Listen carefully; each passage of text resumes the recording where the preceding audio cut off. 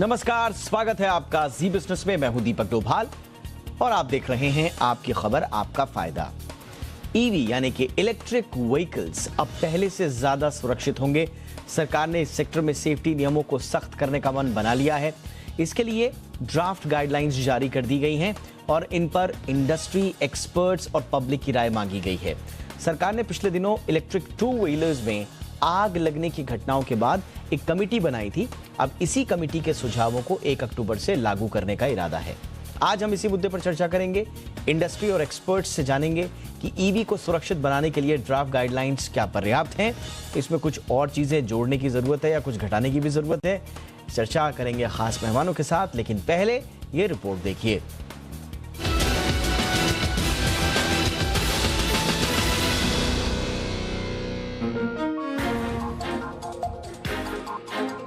देश में petrol diesel के बढ़ते दामों के बीच ईवी एक अच्छे विकल्प के तौर पर उभरकर सामने आया। इलेक्ट्रिक वाहनों की जमकर बिक्री भी हुई, लेकिन कुछ गाड़ियां, खासकर टू व्हीलर्स में आग लगने की घटनाओं ने लोगों को डरा दिया। लोग इससे दूरी बनाने लगे।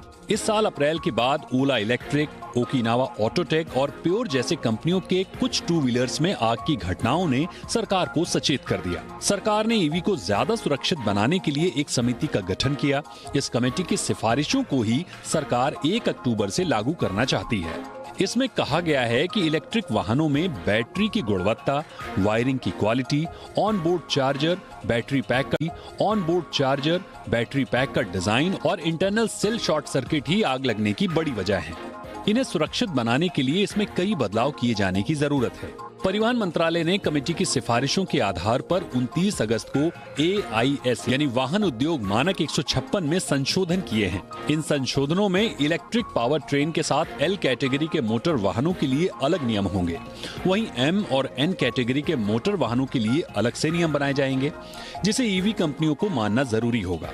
L कैटेगरी में वे वाहन हैं जिनमें 4 से कम पहिए हैं, जबकि M कैटेगरी के वाहन वे हैं जिनमें कम से कम 4 पहिए होते हैं और जिनका इस्तेमाल यात्रियों के लिए किया जाता है। वहीं N कैटेगरी के वाहन वे हैं जिनमें कम से कम 4 पहिए होते हैं और जिनका उपयोग माल ढुलाई के अलावा व्यक्तियों को लाने ले जाने के लिए भी किया जाता है। ईवी की सेफ्टी को लेकर अब सड़क परिवहन मंत्रालय ने कमेटी के सुझावों को 1 अक्टूबर से लागू करने का इरादा बना लिया है। इसके साथ ही ईवी की सेफ्टी को लेकर 24 सितंबर तक जनता से सुझाव मांगे हैं। ब्यूरो रिपोर्ट, जी मीडिया। बहुत खास मेहमान इस वक्त हमारे साथ जुड़ चुके हैं। परिचय आज के मेहमानों का आपके साथ करा दें। हमारे साथ हैं AS नागेश साहब, जो कि हेड हैं रिसर्च एंड डेवलपमेंट विंग के हीरो इलेक्ट्रिक व्हीकल्स के। नागेश जी, बहुत बहुत स्वागत है आपका हमारे शो पर। अभिजीत सिन्हा हमारे साथ हैं, प्रोजेक्ट हेड हैं नेशनल हाईवेज फॉर ईवी के। अभिजीत जी, बहुत बहुत स्वागत है आपका। हमारे साथ हैं हर्षवर्धन डिडवानिया साहब, MD हैं ईवी इलेक्ट्रिक व्हीकल के। हर्षवर्धन जी, आपका भी बहुत बहुत स्वागत है। नागेश जी, चर्चा की शुरुआत आपसे ही करना चाहेंगे हम। मंशा सरकार की ये है कि जो नई गाइडलाइंस हैं, जिसमें ख़ास तौर से टेस्टिंग और जो चेकिंग नॉर्म्स हैं ईवी बैटरीज को लेकर ख़ास तौर से, उन्हें 1 अक्टूबर से लागू कर दिया जाए। पब्लिक डोमेन में अब ये गाइडलाइंस हैं। आपकी क्या प्रतिक्रिया है? सब ठीक ठाक है इसमें या कुछ जोड़ना घटाना है? नमस्कार जी। एक्चुअली इसमें सरकार ने 3 नोटिफिकेशन तो दिया है। आपने ऑलरेडी एक्सप्लेन किया है।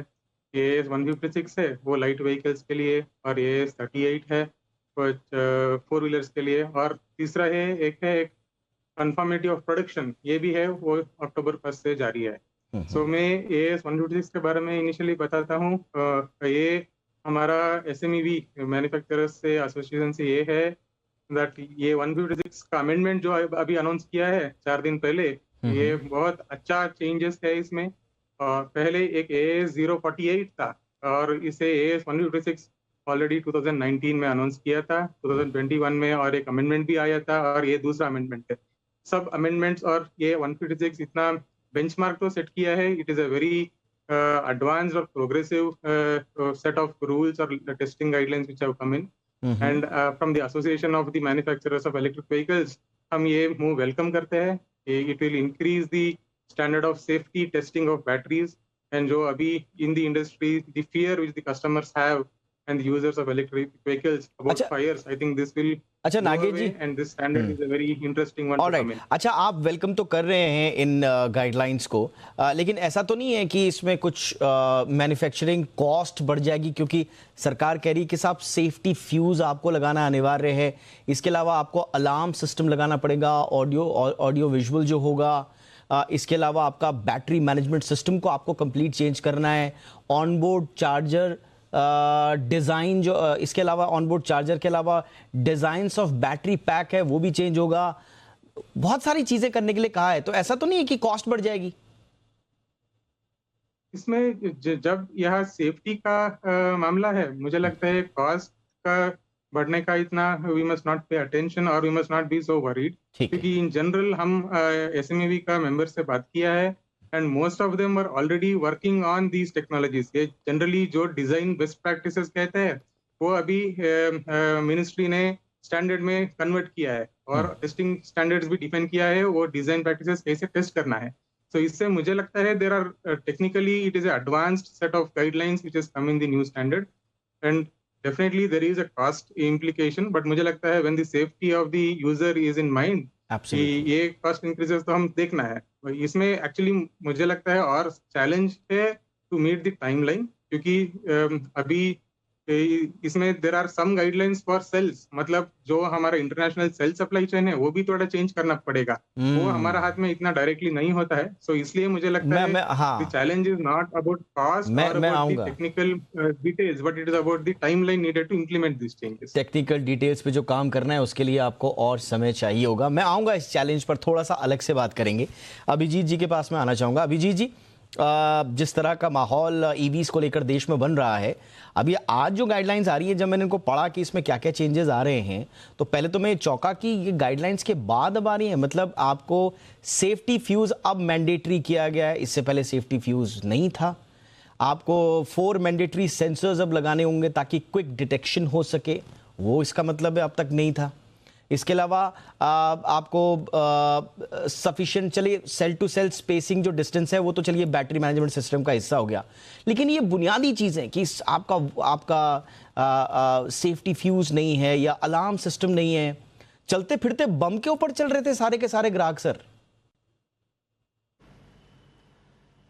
हम लोगों ने पहले भी इस पर जब चर्चा की थी, चार्ज पॉइंट ऑपरेटर सोसाइटीज़ की तरफ से भी और नेशनल हाईवे ईवी की तरफ से भी, क्योंकि बहुत मुश्किल हो रहा था हम लोगों को बिना स्टैंडर्ड्स के आगे अपने डिप्लॉयमेंट्स के ऊपर डिसीजन लेना, और जब तक बिल्कुल क्लियर गाइडलाइन नहीं हो या क्लियर पॉलिसीज़ नहीं हो, स्टैंडर्ड्स गवर्नमेंट की तरफ से क्लियर नहीं हो, ये डिफ़िकल्ट होता है डिसाइड करना किसी भी ईवी मैन्युफैक्चरर के लिए कि वो किस तरह की बैटरी बनाए और कैसे बनाए।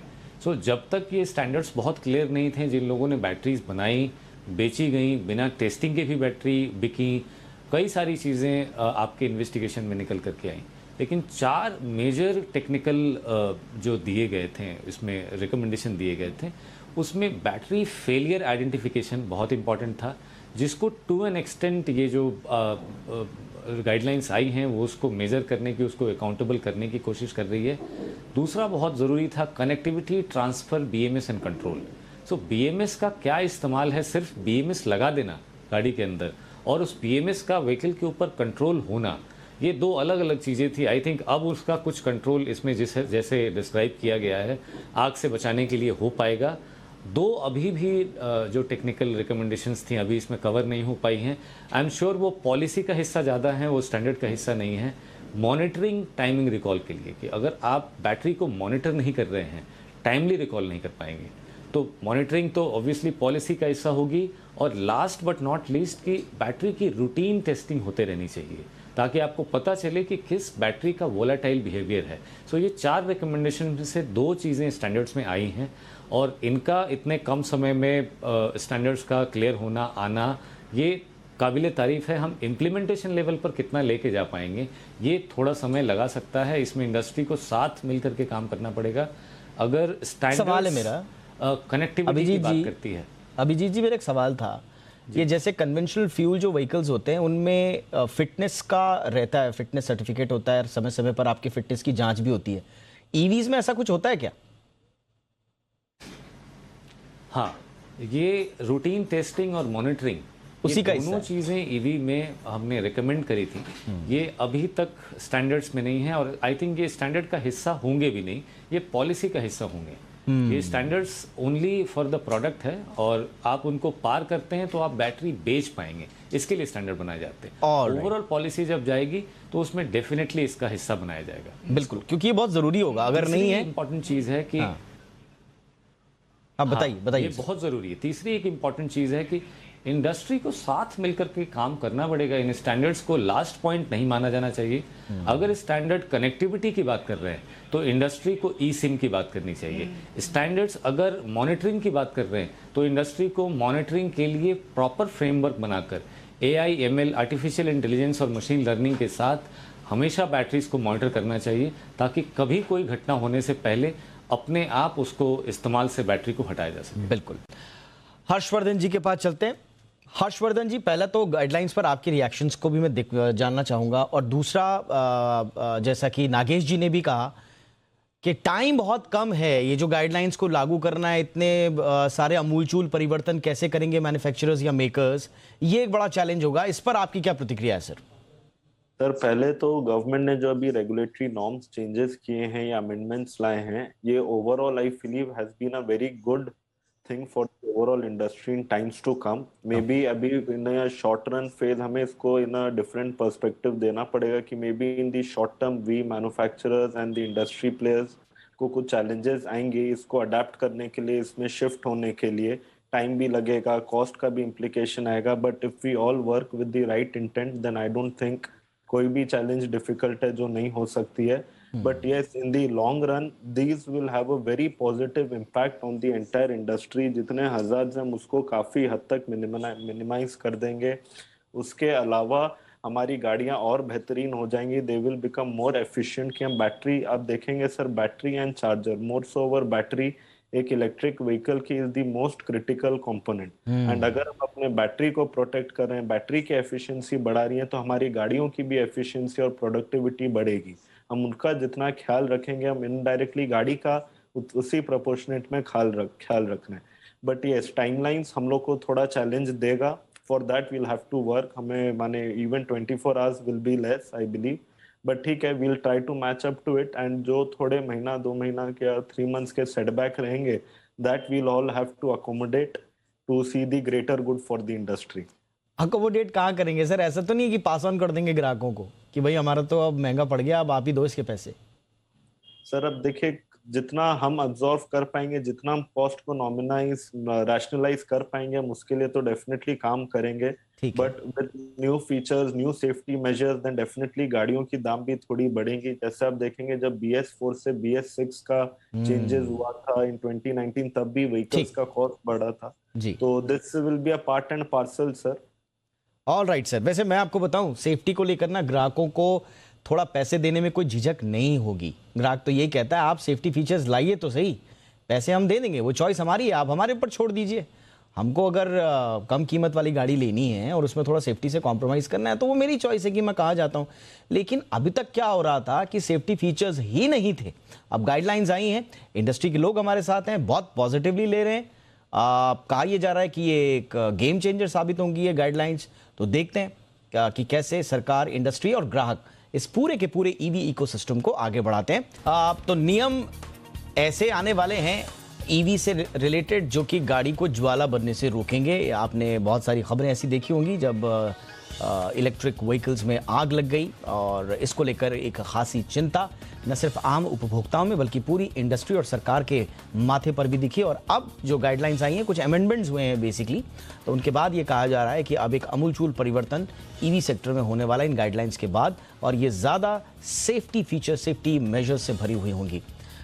मैं इससे पहले नागेश जी के पास आऊँ, मैं अभिजीत जी के पास आना चाहूँगा। अभिजीत जी, ये जो गाइडलाइंस हैं, ये जो मौजूदा गाड़ियां अभी चल रही हैं सड़कों पर, ये उन पर भी लागू होंगी या जो नए व्हीकल्स बनेंगे सिर्फ उन्हीं पर लागू होगा? पीछे दीपक जी, आपका ये बहुत अच्छा सवाल है। पीछे जब आग की घटनाएं हुई थी, इसके ऊपर काफ़ी चर्चा हुई थी कि ये जो गाड़ियों में आग की घटनाएं हुई हैं, क्या ये टेस्टेड व्हीकल हैं और सर्टिफाइड व्हीकल हैं? इसको लेकर जो डिबेट हुई उससे हमें ये पता चला कि रेगुलेटरी लेवल पे, एडमिनिस्ट्रेटिव लेवल पे या टेक्निकल लेवल पे कई फेलियर हो सकते हैं। ये गाइडलाइन सिर्फ टेक्निकल एस्पेक्ट्स को कवर करती है। ये पॉलिसी एस्पेक्ट को, जैसे कि कल के समय में दोबारा कोई घटना हो जाती है तो उसको कवर नहीं कर पाएगी, क्योंकि इसमें मॉनिटरिंग और पीरियोडिक टेस्टिंग की ज़्यादा बात नहीं हो पा रही। इसमें मटेरियल, उसके फेलियर आइडेंटिफिकेशन की बात हो रही है, इसमें कनेक्टिविटी, बीएमएस, ये जो आपके कंट्रोलर हैं, डिज़ाइन है, इन सब की बात हो रही है। तो उन गाड़ियों में जिसकी पहले बिक्री हो चुकी है, ये गाइडलाइन नहीं लगते हैं। ये 1 अक्टूबर से पावर में आएंगे, इफेक्ट में आएंगे नोटिफिकेशन के बाद। 30 दिनों के लिए इसके ऊपर चर्चा रखी गई है। अगर किसी को ऑब्जेक्शन है, कोई इसमें कुछ और जोड़ना चाहता है, जोड़ने के बाद से मैं एक बात कहना चाहता हूं कि अगर आगे आने वाले फ्यूचर में आग की घटना होती है तो क्या हमें इन्वेस्टिगेशन में बहुत सारा समय ख़राब करना चाहिए कि किसकी अकाउंटेबिलिटी थी, या जल्दी अकाउंटेबिलिटी फिक्स करके हमें आगे बढ़ना चाहिए कि ये बैटरी इस्तेमाल के लिए सही नहीं है, इसका इस्तेमाल में होना सही नहीं है। और ये तभी संभव हो पाएगा जब बैटरियों में ब्लैक बॉक्स का फीचर दिया जाएगा। ये एक टेक्निकल रिकमेंडेशन थी कि सभी बैटरी में ब्लैक बॉक्स का फीचर दिया गया, जो इस गाइडलाइन में नहीं है। बाकी चीज़ें तो पॉलिसी में कवर होती रहेंगी। और एक चीज़ और, दंड गवर्नमेंट और एक और चीज़ नहीं है इस वक्त। हाँ, एक चीज और नहीं है अभिजीत जी, और वो ये है कि कोई दंड का प्रावधान नहीं है। अगर आपके खिलाफ अगर माना जांच बैठी और उसमें मेकर्स या मैन्युफैक्चरर्स के कोई फॉल्ट निकले तो उसमें कोई स्पष्ट दंड के प्रावधान है क्या इसमें, या वो भी नहीं है? दीपक, आपको इस चीज को बारीकी से समझना होगा कि ये तकनीकी दिशा निर्देश हैं, स्टैंडर्ड्स हैं। वो पॉलिसी वाला नहीं है। पॉलिसी आएगी तो पॉलिसी में लिखा जाएगा कि ये अगर आप मीट नहीं करते हैं तो आपके लिए पनिशमेंट ये होगी। स्टैंडर्ड्स में नहीं लिखा होता है कि अगर आपने इसको नहीं किया, अगर आप स्टैंडर्ड नहीं पूरा करते तो आप बेच ही नहीं सकते। एब्सोल्युटली, आप सही कह रहे हैं। उसके लिए एक अलग से पॉलिसी फ्रेमवर्क लाना पड़ेगा ईवी का, और वो जब आएगा तो उसमें फिर उस तरह की जो रेगुलेटरी जो प्रावधान हैं उनका भी जिक्र ज़रूर होगा। अब नागेश जी, आपके पास मैं आऊँगा। अब इसमें तो बहुत सारी चीज़ें दी हुई हैं सर। मैं अभी जैसे जैसे इसको पढ़ रहा हूँ, जैसे सिर्फ बीएमएस सिस्टम की मैं बात कर रहा हूँ तो उसमें आपको over voltage, over charge, over discharge, over temperature, over current, short circuit protection, और सिर्फ 2 व्हीलर्स की बात कर रहा हूँ मैं, बाकी तो दूसरों में भी अलग होगा। बहुत सारे चेंजेस आपको करने हैं, बहुत जल्दी करने हैं। आप लोग स्वागत तो कर रहे हैं, लेकिन जैसा कि आपने बताया कि इतनी जल्दी हम कैसे करेंगे, तो कैसे कोप अप करेंगे, कैसे मैनेज करेंगे सर इतनी जल्दी इतने सारे चेंजेस? जिसमें ये आपने बोला जो over voltage protection, short circuit protection, वो जो चीज़ें है वो चीज़ें ऑलरेडी हमारा, और जनरली जो व्हीकल्स है उसका बैटरी इसमें ऑलरेडी है। अच्छा, मतलब अभी जो AS 156 का अभी अमेंडमेंट है वो इसका टेस्टिंग तकनीकें डिफाइन कर रहा है, टेस्टिंग एजेंसी कैसे टेस्ट करना है उसका डिटेलिंग है, और कुछ नया रिक्वायरमेंट्स भी अभी ऐड किया है। ये मुझे लगता है टेक्निकली इतना डिफिकल्ट तो नहीं है। ये नया रिक्वायरमेंट्स जो AS 156 में मेंशन किया है वो इम्प्लीमेंट करने के लिए टेक्निकली सिर्फ थोड़ा टाइम लगेगा, बट इतना बट टेस्टिंग तो नहीं होगा। पर टेस्टिंग होगा प्रोसेस रिलेटेड। हाँ, टेस्टिंग जो टेस्टिंग एजेंसी आप बता रहे हैं, नागेश जी जरा ये बताइए, टेस्टिंग एजेंसीज, अब सरकार कह रही है कि जितना भी ईवी है या बैटरी मैन्युफैक्चरर्स हैं, vehicles approved by testing agencies. इसका क्या मतलब है? क्या वो टेस्टिंग एजेंसी क्या करेगी? वो व्हीकल पहले अप्रूव करेगी या बैटरी और जो कंपोनेंट्स हैं वो अप्रूव करेगी? क्या करेगी टेस्टिंग एजेंसी? अभी जो टेस्टिंग एजेंसी से है, they will check on the compliance of the components और the product in the vehicle to the standard. So अभी हम जब ये AS 156 के बारे में बात करेंगे, ये बैटरी अकेला इंडिपेंडेंटली कंपोनेंट टेस्टिंग करना है। जब ये बैटरी का सर्टिफिकेट मिलेगा उसके बाद ही व्हीकल का सर्टिफिकेट मिलेगा। सो इन द टाइप अप्रूवल और approval process of the vehicle, ये बैटरी का सर्टिफिकेट पहले जरूर आना है, उसके अलावा और इसके अच्छा, बिना तो व्हीकल अगर का सर्टिफिकेशन नहीं होगा। अच्छा, तो अगर मैं एक ईवी मैन्युफैक्चरर हूं तो पहले मैं बैटरी अपनी टेस्ट कराऊंगा टेस्टिंग एजेंसी से, उसको अप्रूव कराऊंगा, फिर मैं अपने व्हीकल को अप्रूव कराऊंगा। तो ये अलग अलग प्रोसेस जब कंप्लीट टेस्टिंग एजेंसी से अप्रूव हो जाएगी तब ऑन रोड होगी, यही है मसला? ये टिपिकली यही प्रोसीजर है। Okay. रिगार्डिंग अभी ये अमेंडमेंट कैसे इंप्लीमेंट करना है, क्योंकि टाइमलाइन भी देखना है। ऑलरेडी एजेंसी ने कल एक मीटिंग किया था इंडस्ट्री रिप्रेजेंटेटिव के साथ। शायद अगले हफ्ते भी और एक डिस्कशन होगा जिसमें हम डिस्कस करेंगे कि कैसे टेस्टिंग होगा और हम कैसे प्रूव कर सकते हैं। इसमें शायद जब ऑलरेडी सर्टिफाइड व्हीकल्स होंगे, इसमें सिर्फ बैटरी डीसर्टिफाई करके व्हीकल सर्टिफिकेट यूज कर सकते हैं और पूरा व्हीकल डीसर्टिफाई करना है, ये डिस्कशन तो चल रहा है। टेस्टिंग एजेंसी से मदद दे रहा है हमें, वो हम मिलकर डिस्कशन करके हम will come to some understanding with the agencies on how to proceed on this. ठीक है सर। हर्षवर्धन जी, अब हमने तो देखिए इलेक्ट्रिक 2 व्हीकल पे जब हम बात करते हैं तो बहुत सारी चीजें ऐसा लगता है कि ये हद में हैं, आप बहुत जल्दी बहुत सारी चीजें कर भी सकते हो, छोटी छोटी बैटरीज हैं, सर्किट्स बहुत छोटे हैं, लेकिन जब हम 4 व्हीलर्स पे जाते हैं और पैसेंजर्स के साथ साथ जब हम गुड्स व्हीकल के पास भी जाते हैं, अभिजीत जी मैं आ रहा हूं आपके पास, तो ये जो बड़े व्हीकल्स हैं हर्षवर्धन जी, इनके लिए जो मैकेनिज्म बनेगा इसमें तो थोड़ा चैलेंजिंग लग रहा है आपको ये, या ये भी हो जाएगा? सर देखिए, जहां बात चैलेंजेस की रही वो दोनों के लिए सेम रहेंगे या may be to some extent it might differ. 2 wheeler वालों के लिए अलग चैलेंजेस हैं, 4 व्हीलर वालों के लिए अलग चैलेंजेस हैं। I was also going through the guidelines थोड़े समय पहले, तो इसमें उन्होंने जो कूलिंग सिस्टम, वेंटिंग सिस्टम, वो सब का प्रोविजन रखा है, that all is more comfortable to fit in a 4 wheeler because वहां पे आपको स्पेस कंस्ट्रेंट्स नहीं है, आपको सफिशिएंट जगह मिलती है to work around the battery and to ensure कि all your things are proper. जबकि वही बात 2 व्हीलर में आती है, आपको वो सेम काम करनी रहती है at a very micro level, तो आपको उसमें और ज्यादा मेहनत करना रहता है। तो चैलेंजेस दोनों के लिए अपनी अपनी जगह है। आई वुडंट कमेंट कि 4 व्हीलर्स के लिए ज्यादा है कि 2 व्हीलर्स के लिए कम है, ठीक, but the challenges are there on both the sides. Alright, Abhijit ji आप कुछ कह रहे थे? मैं ये कहना चाहता था कि अगर जिस लेवल पर, जिस स्तर पर इतनी दुर्घटनाएं हुई हैं, जिसमें टेस्टिंग हुई थी और इसी प्रोसेस से हुई थी और उसके बाद भी आके घटनाएं हुई, अगर हमें इसको वाकई सिक्योर बनाना है तो हमें उसके एक लेवल ऊपर जाना पड़ेगा। अगर टेक्निकल स्टैंडर्ड्स में फेलियर के आइडेंटिफिकेशन का प्रोसेस दिया गया है या कनेक्टिविटी या BMS या कंट्रोल की बात की गई है, तो पॉलिसी को इसके साथ आना होगा ताकि हम स्ट्रिंजेंट एक्शन की बात कर सकें। बिल्कुल। और 2 चीज़ों की ज़रूर बात करें, क्योंकि मॉनिटरिंग अगर टाइमली नहीं होगी इन बैटरीज की, अगर कनेक्टिविटी का प्रोविज़न दिया गया है तो मॉनिटरिंग भी हो सकती है, और दूसरा रूटीन टेस्टिंग नहीं होगी, हॉल्ट होती है, हाईली एक्सेलरेटेड टेस्टिंग और अब्यूज टेस्टिंग होती है।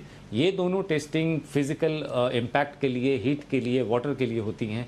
इनको गाड़ी को बेचे जाने के बाद भी लगातार किया जाना चाहिए और ये पॉलिसी का हिस्सा है। ये पॉलिसी में आना चाहिए कि ये स्टैंडर्ड तो आपको बेचने के लिए ज़रूरी है, लेकिन जब उसका इस्तेमाल किया जा रहा है लगातार उसकी टेस्टिंग हो, और कभी भी कोई भी बैटरी वोलेटाइल बिहेवियर दिखाती है तो दुर्घटना होने से पहले उसको हटा दिया जाए। सो बिना पॉलिसी के स्टैंडर्ड पूरक नहीं होंगे।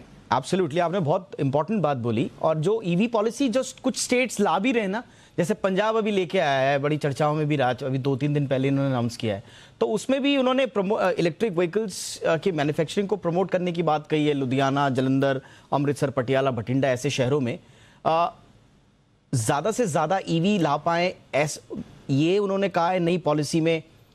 लेकिन ये जो बात अभिजीत ने कही है कि अगर आपका कोई फ्लॉ पकड़ा गया इसमें, अगर कोई लापरवाही पकड़ी गई, अगर उसकी वजह से कोई नुकसान हो रहा है, तो फिर जिम्मेदारी कैसे तय होगी ईवी मैन्युफैक्चरर की? ये कहीं बिल्कुल साफ साफ पॉलिसीज में आना चाहिए, और किसी एक स्टेट में नहीं बल्कि इसके लिए नेशनल लेवल पे एक पॉलिसी की दरकार है। आई एम श्योर सरकार इस टेक्निकल गाइडलाइंस के साथ साथ पॉलिसी भी जल्द लेकर आए और हम देखें कि उसमें जितने भी दूसरी जो चिंताएं हैं उनको एड्रेस किया गया हो। बहुत बहुत शुक्रिया आप तीनों का। हर्षवर्धन जी, थैंक यू सो मच, आपने वक्त निकाला। अभिजीत जी, बहुत बहुत शुक्रिया आपका, आपने वक्त निकाला। AS नागेश जी, आपका भी बहुत बहुत शुक्रिया, आपने हमारे दर्शकों के लिए वक्त निकाला।